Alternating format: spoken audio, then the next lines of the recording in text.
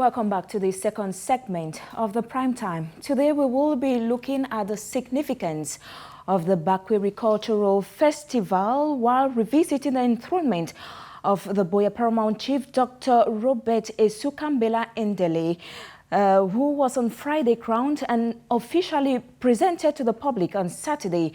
On set, I have Mrs. Edimo Sophie, who is one of the elites of the Bakweri clan, and she is also the leader of the Fako All Women in Douala. Good evening and welcome. Thank you very much, Madina, for having me. Okay.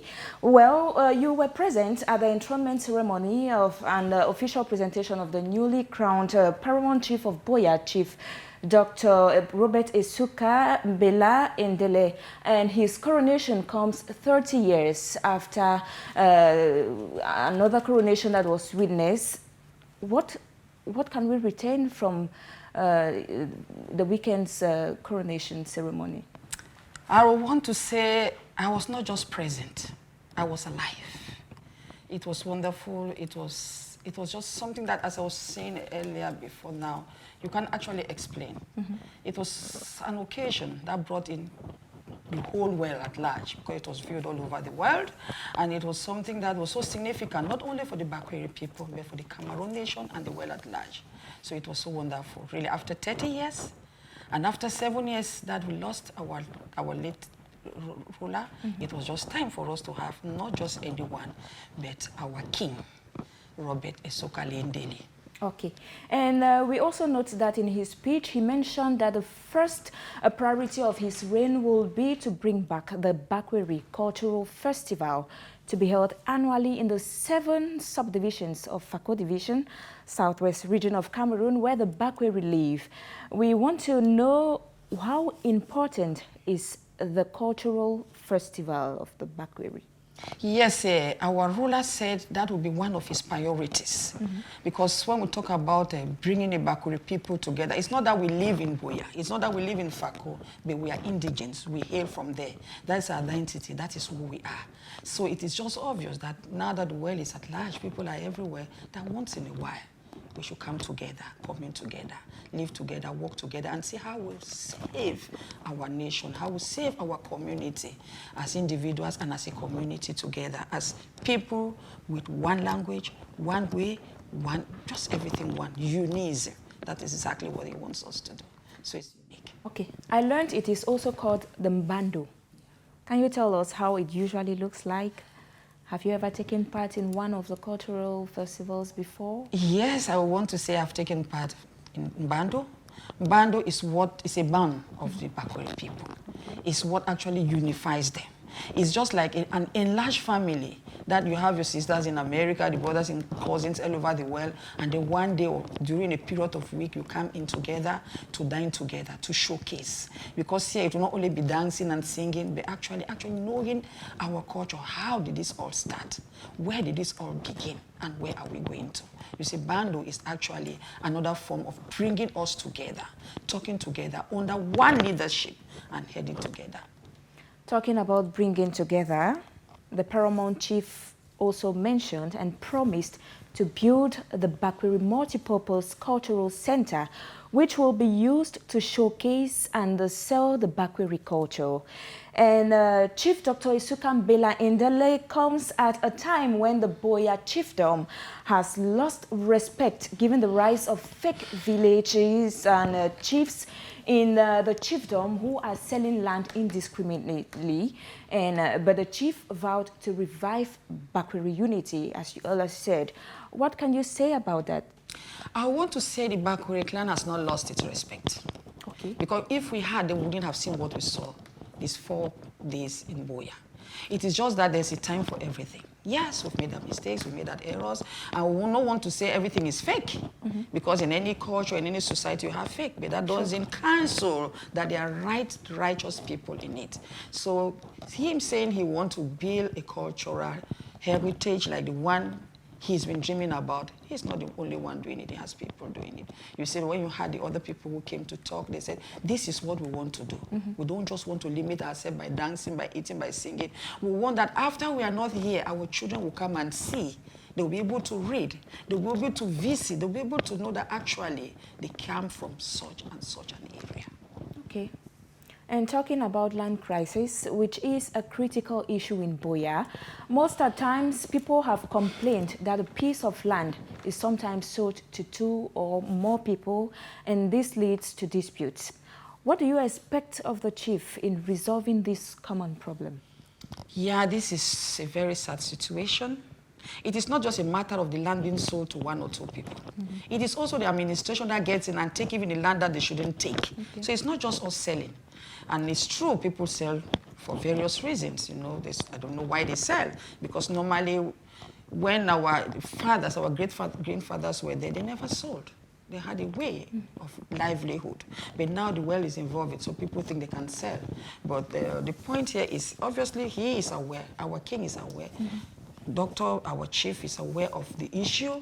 We have been writing to the administration because the point is, we don't want lands to be sold. You can't sell your heritage. Because you see, even in the Bible, when God gave people a blessing, he said, this land I have given you. And you will not see anywhere where people were selling. You know, so it shouldn't be the case of Buea, even though it is rampant all over Cameroon and the world at large. You know, it is not only from us, it is the world at large, and everywhere you have double dealing and double selling and whatsoever. But they take people to court and they go to prison. If you're found guilty, you pay for it. So the point is, normally the chief should be the one to sign in a normal situation. So Chief Robert Esuka Endeley wouldn't be signing just anyhow because he wants to sign. His primary role should be to preserve his ancestral land. Okay. And talking about the ancestral gifts or heritage, we have a heritage, but there is security issues. Buea for some time now has been faced with security crises, electricity, today electricity, tomorrow no electricity, or even if there is electricity, there will not be water, and as well as many other issues. What do you as an elite expect of him in these domains? Yes, it's true. What I expect from him, like his predecessor, his late uncle, had a project of bringing water to the population of a particular area in Buea. I would expect him to go into it and see that water is life. People cannot live without water. Light, people need light. We can't live without electricity. You know, he should take up. There's so much technology today. You have a solar panel and whatsoever. And of recent, we had one of our elite who came around installing these panels all over some of the villages in the locality. So you see, with him being somebody who is so he's in the technology field, you know, so he can do more. And I'm sure he will. He's young, he's vibrant, and he has good following behind him. So it's just something of tabling and writing a good project and having people come together to support him. Because having water is for everybody. It's not only for the king. Having light is for everybody. It's not only for him. He can have generator. He can be buying supermont and whatsoever to drink. But what of the common man? So I think he will do that. And we'll be behind him to help him see that this also is achieved. Okay. What about calling on the Bakwerians or brothers and sisters from the Bakweri clan, calling on them to come and give a helping hand, help the chief achieve these promises? Yeah, for that, we don't need to emphasize on that because it is very clear. If you saw the outcome, you heard the various speeches, the various interviews, everybody is ready.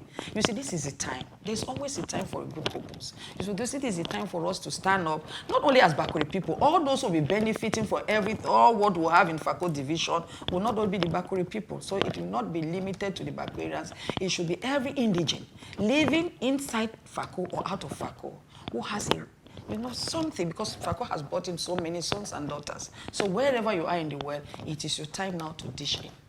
Come in and help build what you want Buea to be. It shouldn't be left on his shoulders.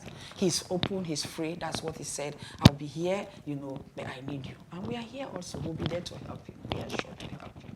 Given the fact that you're the leader of the Fako All Women for Douala, what is it that the Fako All Women leader group for Douala plans to do in helping the chief achieve all of this? Okay, we're talking about the Douala Fako group of Douala. the Douala Fako women.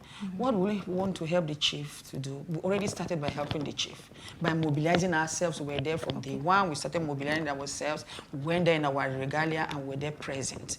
We did all what we had to do with our contribution, which was significant. We were a fundraiser as far as the occasion was concerned, and we have told him, and we have written, and we say we'll be there to do it. Because Fako women have done a lot for Fako division. You see, we've gone around giving out didactic materials to Bulu blind. It's not only the Bakweri children who are there. You know, we went out giving out maternity beds in one of the clinics in Buea. We've gone around sponsoring so many other projects in Fako, and even right here in Douala where we reside, you know. So you see, the Fako man is somebody who wants to give. No matter how little you have, you always want to give. So that is exactly what the Fako Women Association is all together, helping one another and helping where we come from and where we live. And that's exactly what we're doing. We'll be there with the team. Okay. Coming back to the cultural festival, you said you've once witnessed how it looks like. What are some of the activities that are usually being carried out? Because the upcoming generation, most of them have never witnessed, because the festival stopped some very many years ago. So what are some of those activities that can make some of these youths dream of belonging to the cultural festival or attending the cultural festival? Yeah, I want to say most of what we did during this period when we're putting our king on the seat were most of the activities that we do. We come up because the Bakweri man can sing. We have very good voices. The Bakweri man knows how to cook. We cook so well, you know. The Bakweri man is hygienic. You know, we do competitions in the various villages. Which village is the most cleanest village? You give out prizes and so on and so forth. And then what actually we do during this period is we do exhibitions of all our cultural edifices. You know, we write our history. The children should want to know, why am I here? Where did I come from? You see, you have this aspect also that is portrayed.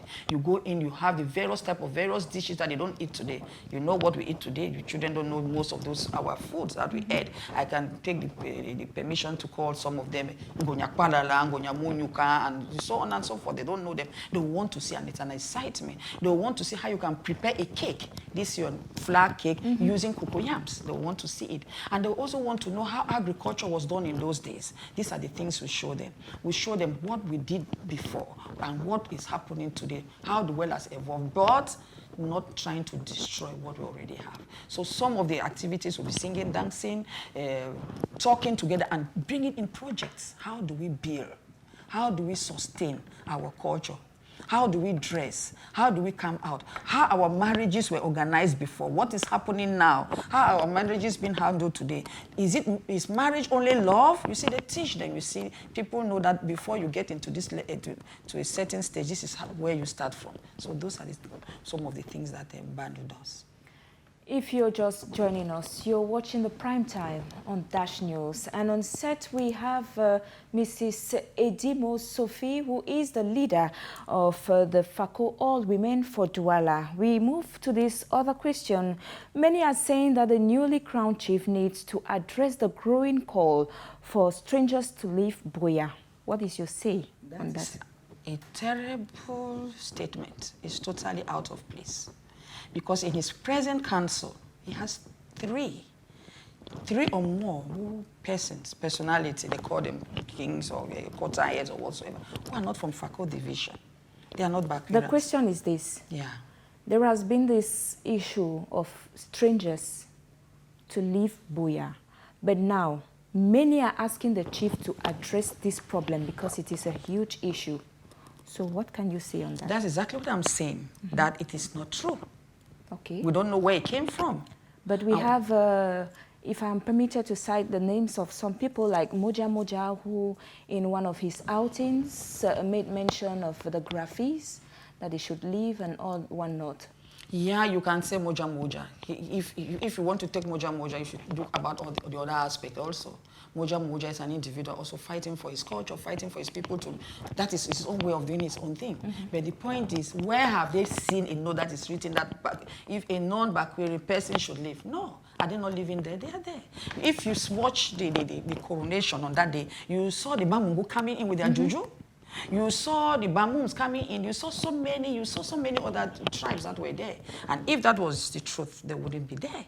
They wouldn't give them any way to assist, you know. So as I was saying, the statement is not a true one. I don't know where it's coming from. Because if you go to Buea, you find impossible houses that have been built by people, not from Fako division. So what do you expect them to do with their houses? Will they burn them down? Will they be sold? And you will never tell me that the Bakweri man has ever attacked any non-indigent in Buea or in Limbe. No, it has never been said. So it is not a true story. Bakweri people are too accommodating.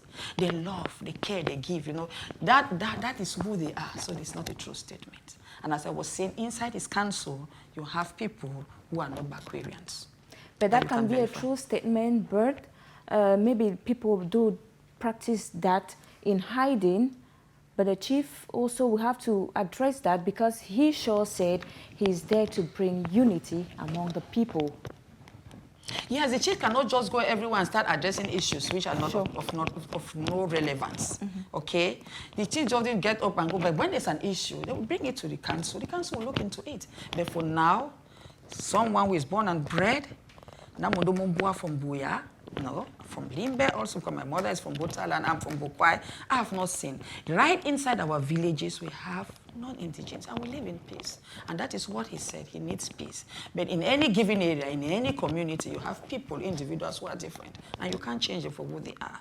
But as a leader, he's focused on bringing peace, bringing unity from his family, within his family, within the clan, and within the nation as a whole.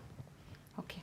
And do you think with the enthronement of the new chief, can we say the Anglophone crisis could have some solutions? How I wish so much. And I think it should. Because if we can just go back and flashback of what we've had all these days, the peace that has reigned, that is how it was before. It was really peaceful. From that Thursday that I was there, Friday, I was there, Saturday, I was there, yesterday, Sunday. There was nothing that you could look around to be afraid of. And that is what we need at the moment. So I will just hope can we say that's the beginning? It is a beginning, and it should continue. It is just a beginning, and it's going further and further. There will be peace because we've been praying and we've been trusting God to do something. It is God's time. Thank you, Mrs. Edimo. Thank you for having you on set. Well, ladies and gentlemen, that brings us to the end of today's edition of Primetime. Stay with us for more interesting stories. Coming up at 8 p.m. Adrien Nobodem for the Primetime in French. Remember, the voice of Africa counts, and Dash News is your voice.